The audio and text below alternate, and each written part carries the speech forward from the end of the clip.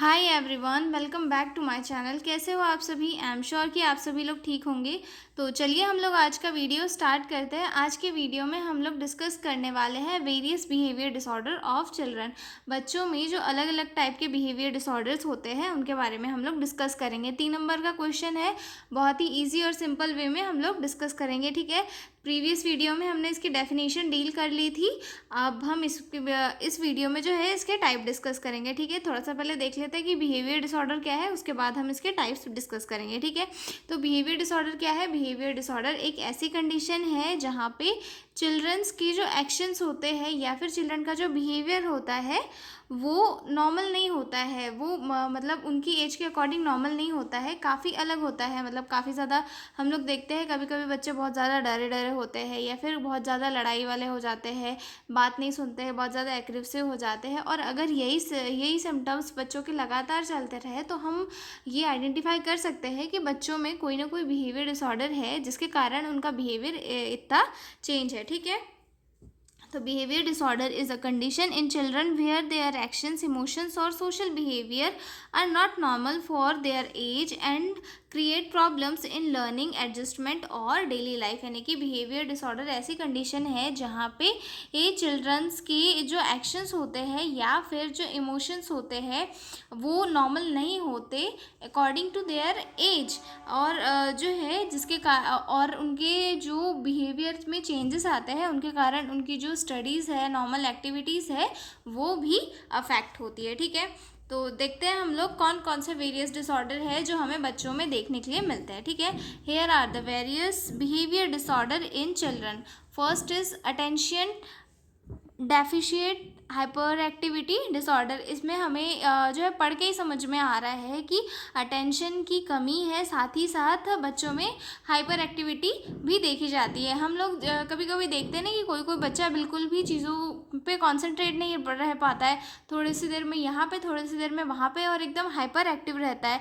तो अगर मतलब थोड़ी हाइपर एक्टिविटी तो बच्चों में होती है क्योंकि बच्चे चंचल होते हैं, लेकिन अगर बहुत ज़्यादा सीवियर इसमें अगर ये हो रही है तो उस कंडीशन में जो है हम बच्चों को में ये डायग्नोस कर सकते हैं कि उसमें जो है ADHD डिसऑर्डर है। ठीक है, ADHD डिसऑर्डर में जो है बच्चा बहुत ज़्यादा हाइपर एक्टिव हो जाता है, एक जगह नहीं बैठ पाता, जल्दी डिस्ट्रैक्ट हो जाता है, काम अधूरा छोड़ देता है, टीचर की बातों को नहीं सुनता है, ना समझने की कोशिश करता है, ना फैमिली मेम्बर्स की बातें सुनता है ठीक से। ठीक है, तो ये सारे सिम्टम्स हमें देखने के लिए मिलते हैं। अब ये ADHD होता क्यों है? ये ADHD जो है ब्रेन केमिकल्स जो होता है जैसे कि डोपामाइन है या फिर जो अदर ब्रेन केमिकल है उनमें इम्बैलेंस की वजह से कॉज होता है। कभी कभी ये फैमिली स्ट्रेस या फिर जेनेटिक कंडीशन के कारण भी कॉज होता है। ठीक है, फॉर एग्जांपल के लिए अगर हम देखें ADHD का एग्जांपल कि एक बच्चा क्लास में हर टाइम पेंसिल गिराता है, सीट से उठता है और बाकी बच्चों को डिस्टर्ब करता है। हम लोग देखते हैं ना कि कई कई बच्चे कैसे शैतान रहते हैं कि बस क्लास में जो है उठे, किसी को पेन मारना है, किसी को पेंसिल मारना है, टीचर जो पढ़ा रहे हैं वो नहीं पढ़ना है। तो जो है थोड़ी शैतानी तो ठीक है, लेकिन अगर ये सीवियर इस पे हो रही है तो हम इसे जो है एक बिहेवियर डिसऑर्डर के रूप में डायग्नोस कर सकते हैं। ठीक है, अगला देखते हैं हम लोग कंडक्ट डिसऑर्डर। कंडक्ट डिसऑर्डर क्या है? कंडक्ट डिसऑर्डर में जो है बच्चा हमेशा रूल्स को तोड़ते रहता है, मतलब दूसरों को मारता पीटता रहता है, चीज़ें चुराता है, क्रूअल्टी दिखाता है,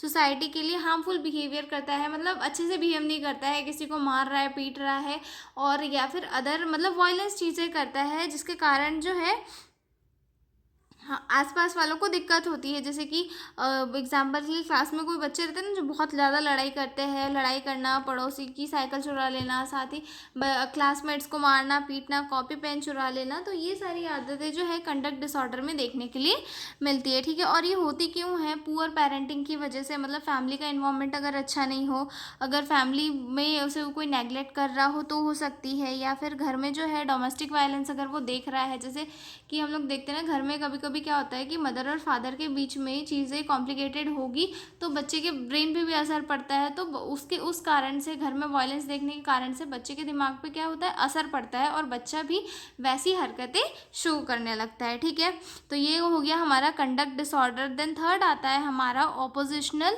defiant disorder, oppositional defiant disorder, यानी कि ODD भी हम इसे कहते हैं।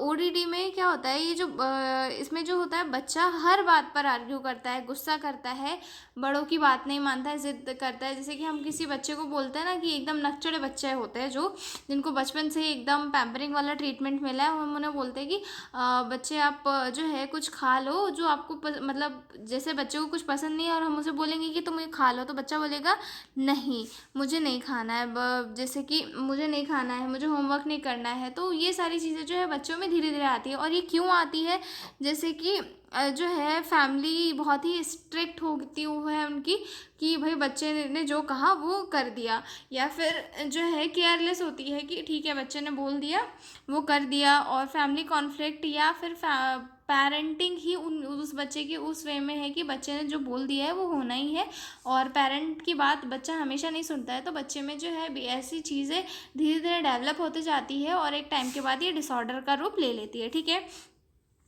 अगला डिसऑर्डर आता है हमारा एंजाइटी डिसऑर्डर। एंजाइटी डिसऑर्डर तो हमें पता है, क्योंकि एंजाइटी डिसऑर्डर में क्या होता है, बच्चा हमेशा किसी चीज़ के कारण, किसी डर के कारण हमेशा डर और टेंशन में रहता है, छोटी छोटी चीज़ों पे बहुत नर्वस हो जाता है, घबरा जाता है, फिजिकल सिम्टम्स दिखने लग जाते हैं हमें बच्चे में, जैसे कि डरना, काँपना, पसीना आना, सिर दर्द, पेट दर्द, ऐसे सिम्टम्स हमें बच्चे में दिखने लग जाता है। और ये मेजरली क्यों होता है, ओवर प्रोटेक्टिव पेरेंट्स के कारण, या फिर ट्रॉमा या एक्सीडेंट, उसने जो है अपनी छोटी सी लाइफ में अगर कोई ट्रॉमा एक्सीडेंट वगैरह देख लिया है, या फिर किसी चीज़ से वो डरता है, तो उस कारण से वो बहुत ज़्यादा इसमें डर में रहता है कि छोटी सी भी कोई चीज़ हुई तो वहाँ पे बहुत ज़्यादा टेंशन में आ जाएगा, स्ट्रेस में आ जाएगा, उसे ये जो है काँपने लग जाएगा। और जो है सिर दर्द, पेट दर्द, ऐसे सिम्टम्स जो वीक बच्चे होते हैं उनमें देखने के लिए मिलते हैं। ठीक है, उसके बाद हमारा अगला जो डिसऑर्डर आता है वो आता है डिप्रेशन।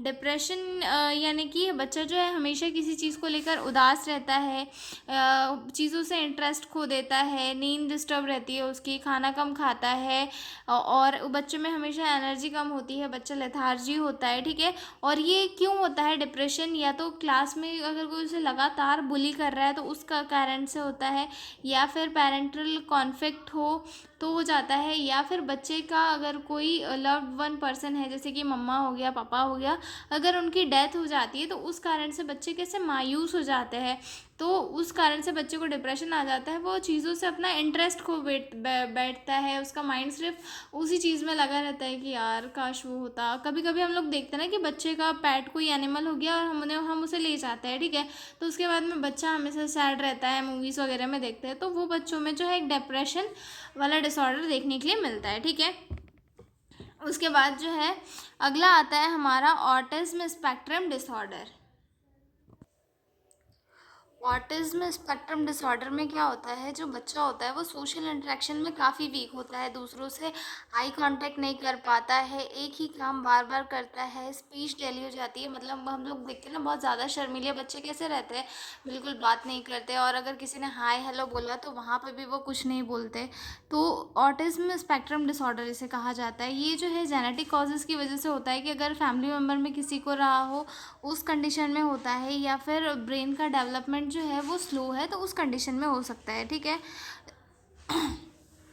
फॉर एग्ज़ाम्पल के लिए ऑटिज्म स्पेक्ट्रम डिसऑर्डर का हम लोग एग्जाम्पल देखते हैं, जैसे कि कोई बच्चा है और वो कार जो है बार बार घुमा रहा है, लेकिन वो किसी की आवाज़ पर ध्यान नहीं दे रहा है। जैसे कि हम किसी बच्चे को हेलो बोलते हैं और वो अपना खिलौना कंटिन्यू खेलते जाता है, खेलते जाता है, खेलते जाता है। ठीक है, तो इसे जो है ऑटिज्म स्पेक्ट्रम डिसऑर्डर के अंदर काउंट किया जाता है। ठीक है, उसके बाद आता है हमारा obsessive compulsive disorder. Obsessive compulsive disorder आप सभी को पता है, OCD।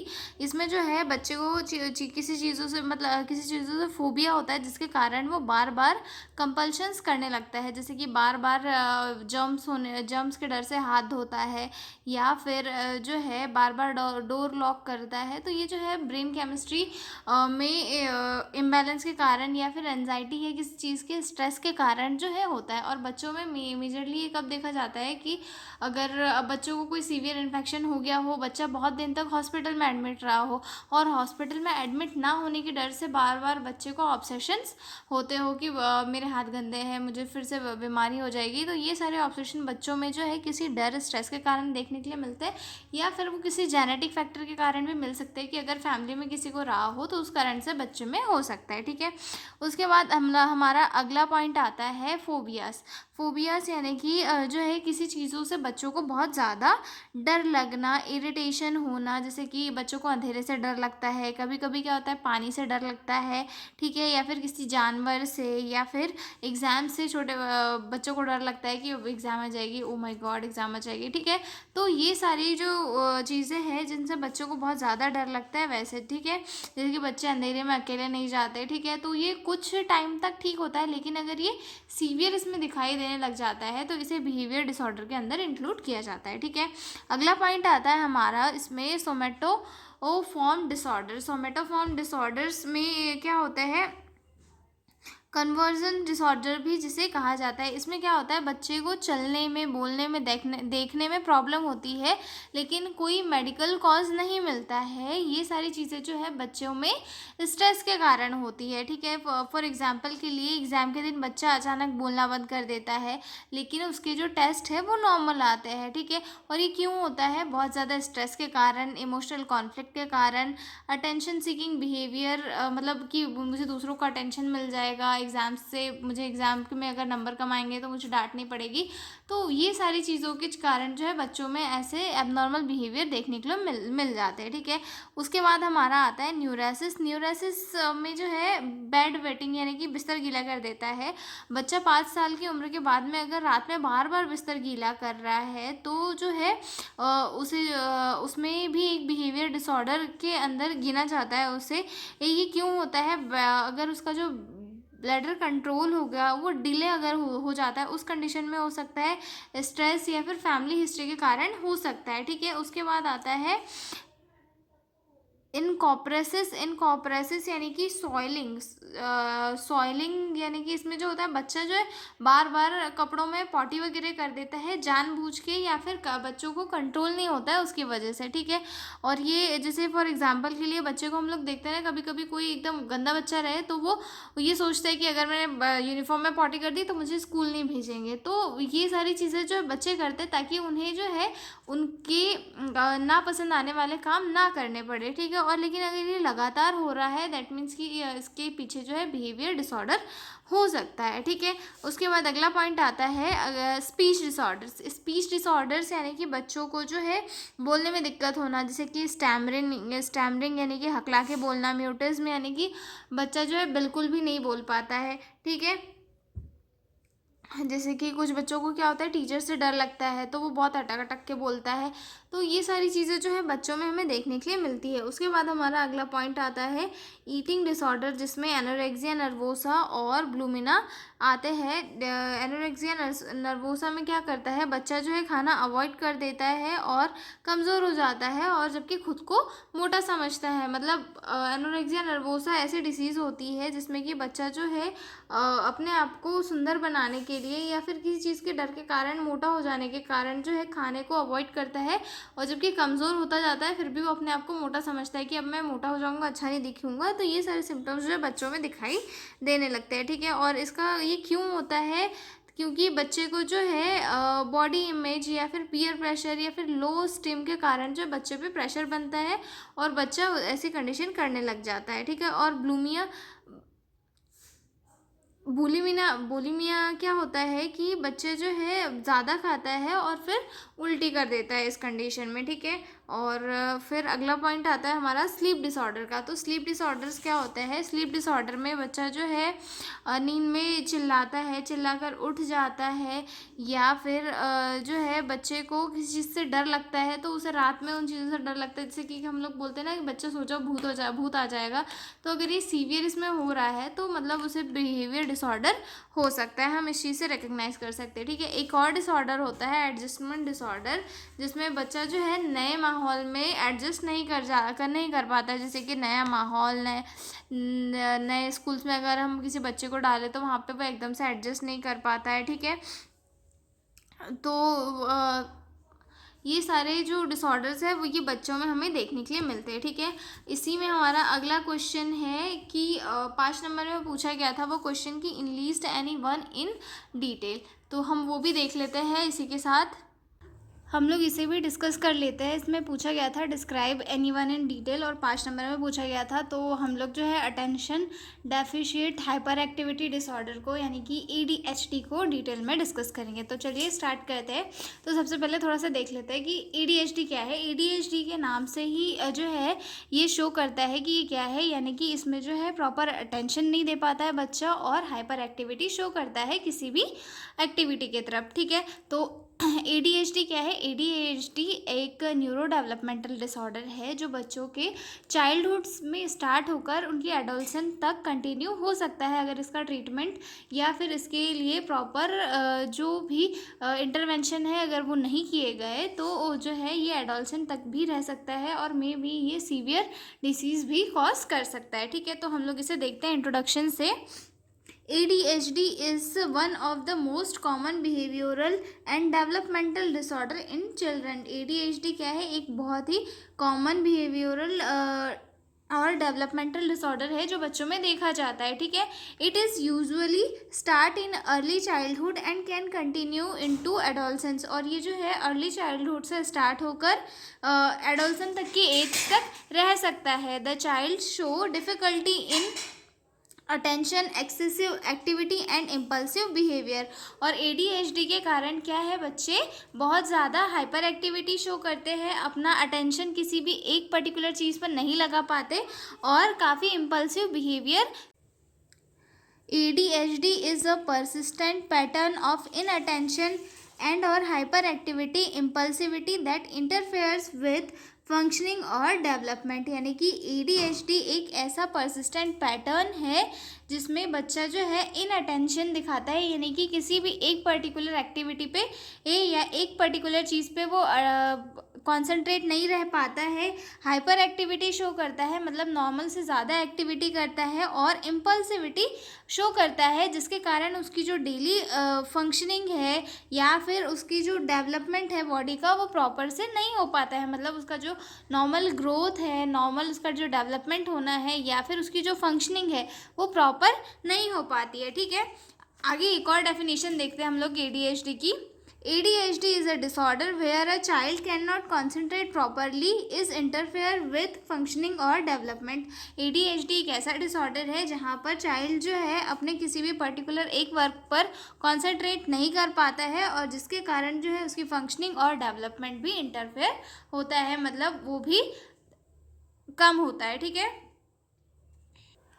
आगे देखते हैं हम लोग कॉजेज़ ऑफ ADHD की, इसके क्या क्या कॉजेज़ है। सबसे फर्स्ट आता है इसमें बायोलॉजिकल कॉजेज़। बायोलॉजिकल कॉजेज़ में फर्स्ट है फैमिली हिस्ट्री ऑफ ADHD, मतलब अगर उसकी फैमिली में किसी को रहा हो, मदर फादर, तो उसे हो सकता है। ठीक है, brain chemical imbalance, dopamine, norepinephrine, और अगर ब्रेन केमिकल्स में अगर कोई इम्बैलेंस हुआ है तो उस कारण से जो है बच्चे को ADHD हो सकता है। ठीक है, प्री मैच्योर बर्थ और लो बर्थ वेट, यानी कि अगर बेबी का वेट जो है 2.5 kg से कम है बर्थ के टाइम पे तो उस कंडीशन से हो सकता है, या फिर प्री मैच्योर बर्थ के कारण भी हो सकता है। ठीक है, उसके बाद अगला पॉइंट आता है इन्वायरमेंटल फैक्टर। इन्वायरमेंटल फैक्टर भी इसके कॉजेज हो सकते हैं, जैसे कि exposure to lead, smoking, alcohol in pregnancy, यानी कि जब बच्चा वोम में था मदर के तो उस कंडीशन में अगर मदर ने स्मोकिंग किया है या फिर अल्कोहल वगैरह लिया है तो उस कारण से बच्चे के ब्रेन पे असर पड़ सकता है, और बच्चा